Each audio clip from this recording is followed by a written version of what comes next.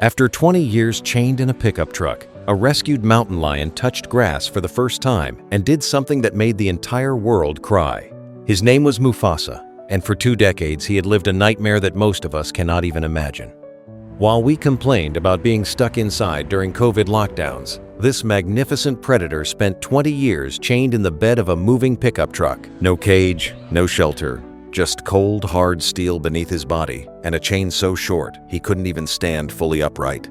He was stolen from the wild as a cub and sold to a traveling circus that operated in the lawless fringes of rural Peru. To his captors, he wasn't a living creature with instincts and needs. He was a prop, a terrifying curiosity to sell tickets for a few pesos in remote mountain villages. His prison was uniquely cruel. Mufasa lived in the open truck bed surrounded by spare tires, iron tent poles, and rusting equipment. A heavy harness wrapped around his chest, and a thick chain tethered him to the truck's frame. The chain was so short that he couldn't curl up to sleep. He couldn't pace. He couldn't stretch. For 20 years, through scorching days and freezing mountain nights, Mufasa lived on metal. He never felt grass beneath his paws. He never scratched a tree or felt the earth under his claws. He existed in a gray world of metal and fear, watching life pass by from the back of a moving prison. By 2015, Mufasa was barely alive. His once golden coat was dull and matted with grease from the truck. His teeth were shattered from years of gnawing desperately at the iron bars of his confinement. His muscles had atrophied from decades of being unable to move. He was a ghost, a forgotten relic of a cruel industry that the world had left behind.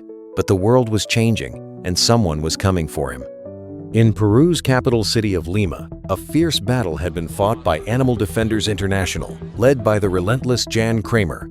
They had pushed for a landmark ban on wild animals in circuses, and the law had passed. But passing a law and enforcing it were 2 different battles entirely. The circuses refused to surrender their animals. Instead, they went underground, hiding in remote villages where the law couldn't reach them. Jan Kramer and her team launched Operation Spirit of Freedom, a massive manhunt to track down every illegal circus and rescue their captive animals. They raided operations across the country, saving bears, monkeys, and tigers from lives of torment. But one rumor kept surfacing among the locals. They whispered about a ghost circus that moved only at night, hidden deep in the northern villages. They spoke of a mountain lion chained to a truck, a creature who had been captive for so long that many thought he was just a myth. The team hunted this circus for months.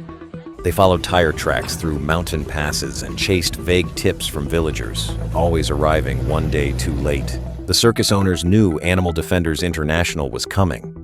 They knew that if they were caught, they would lose their star attraction and face prison. So they kept moving, dragging the dying Mufasa deeper into the shadows, always one step ahead.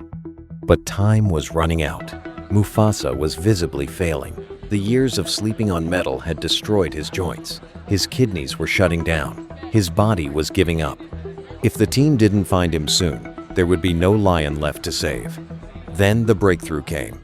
A tip-off led the team to a dusty, isolated town hours from the nearest city. The circus had stopped to set up for a show, unaware that the net was finally closing in. The Animal Defenders International team didn't hesitate. They mobilized a convoy of trucks, veterinarians, and a squad of armed riot police. This was it, their last chance.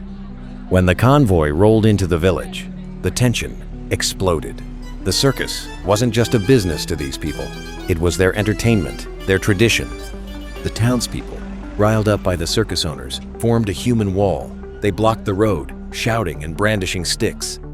They saw the rescuers not as heroes, but as outsiders stealing their livelihood. The circus owner stood defiantly in front of the pickup truck, his arms crossed. He glared at the police and spat on the ground. "He is mine," the man shouted. "He is family. You cannot take him." It was a standoff. The police commander stepped forward, his hand on his holster, and presented the seizure warrant. The owner laughed bitterly. He whistled, and his workers stepped forward, gripping heavy iron bars and wrenches. Violence hung in the air like smoke. Jan Kramer watched from the lead vehicle, her heart pounding.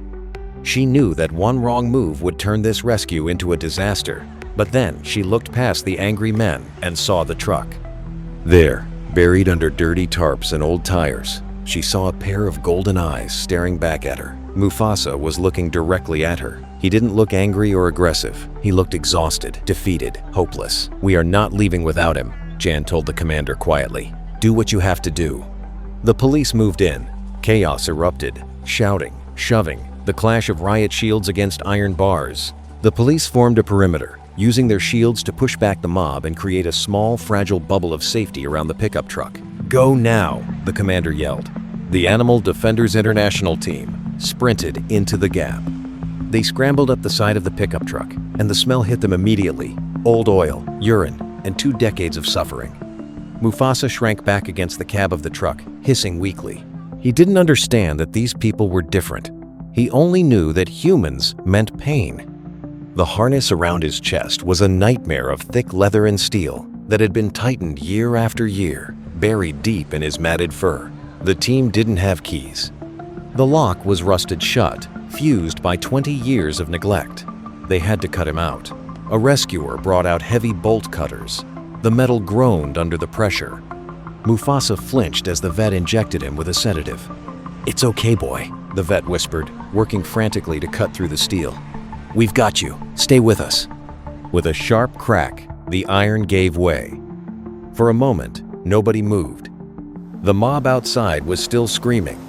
The police were still holding the line. But in the bed of that truck, time stopped. The crushing weight that had pressed into Mufasa's chest for 20 years was finally gone. He didn't try to run. He didn't attack. He just took a breath.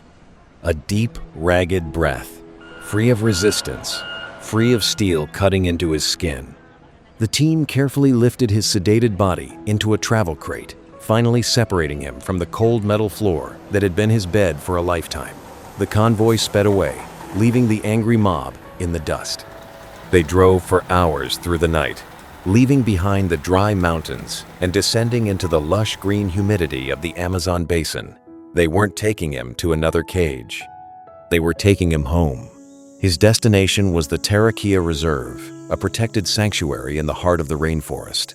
When they finally arrived, it was morning. The jungle was alive, with bird calls and the rustle of monkeys in the canopy. They opened the crate. This was the moment that would break the internet. Mufasa stepped out slowly, his legs stiff and awkward after a lifetime of confinement. He didn't roar. He didn't run. He walked a few careful steps and stopped. He looked down at his paws. Under them, there was no cold steel. There was soft, damp earth. He pressed his weight into the dirt, extending his claws, feeling the texture of soil for the first time in 20 years. He took a deep breath, filling his lungs with the heavy, earthy scent of the jungle. Then, he did something that brought the entire rescue team to tears. He walked up to a massive tree. In the wild, mountain lions scratch trees to mark their territory, to sharpen their claws, to claim their space. Mufasa reached up and pressed his paws against the rough bark, but he didn't scratch it in anger or aggression. He closed his eyes and gently rubbed his face against the wood, leaning into it like an embrace. It wasn't just instinct. It was a gesture of pure peace. It was the moment he realized he was finally, truly home. The video of Mufasa hugging that tree went viral instantly. Millions of people around the world watched and wept. The world cheered, celebrating the miracle rescue. But back at the sanctuary, the team wasn't celebrating. They were facing a brutal reality. Mufasa was free, but he was broken. The medical exam revealed the devastating toll of 20 years in that truck. His muscles were destroyed. His teeth and claws were gone. But the worst news came from the blood work. His kidneys were operating at less than 30% capacity. "He's living on borrowed time," the head veterinarian told Jan quietly. "Maybe a month, maybe 2. After the manhunt, the standoff, the viral victory, was it all too late? The team made a decision. They couldn't save his life, but they could save his death. They vowed to make whatever time Mufasa had left the best days of his existence. They built him a custom enclosure designed for his frail body. Soft sand instead of hard ground, low platforms he could climb without pain, dense ferns for shade. They gave him medication for his joints and fed him the finest meat. For the first time in his life, Mufasa wasn't just surviving, he was living. Mufasa didn't live for years. He was rescued in April 2015 and passed away in December, just 8 months. But in those 8 months, he experienced a lifetime of peace. He spent his days sleeping in the sun, belly exposed, something wild animals only do when they feel completely safe. He watched birds fly overhead. He listened to monkeys calling in the trees. He slept on beds of soft, dry leaves, warm and comfortable, thousands of miles away from that cold steel truck bed. When his kidneys finally failed, he didn't die alone and terrified in the back of a truck. He died surrounded by the people who had risked everything to save him. He simply went to sleep in the forest one peaceful evening and didn't wake up. Mufasa's story isn't a tragedy. It's a victory. He proved that it's never too late to do the right thing. He spent 20 years in hell, but he didn't die there. He died free. He died knowing what earth felt like under his paws and what wind felt like in his fur. His rescue marked the end of an era. Mufasa was the last wild animal rescued from a Peruvian circus. His freedom was the final nail in the coffin of that cruel industry. Because of him and the team that fought for him, no other mountain lion in Peru will ever have to live chained in the back of a pickup truck again. So look at that picture of Mufasa hugging that tree. Really look at it. It's a reminder that freedom is fragile, precious, and worth fighting for, even if it's just for one last beautiful summer in the jungle.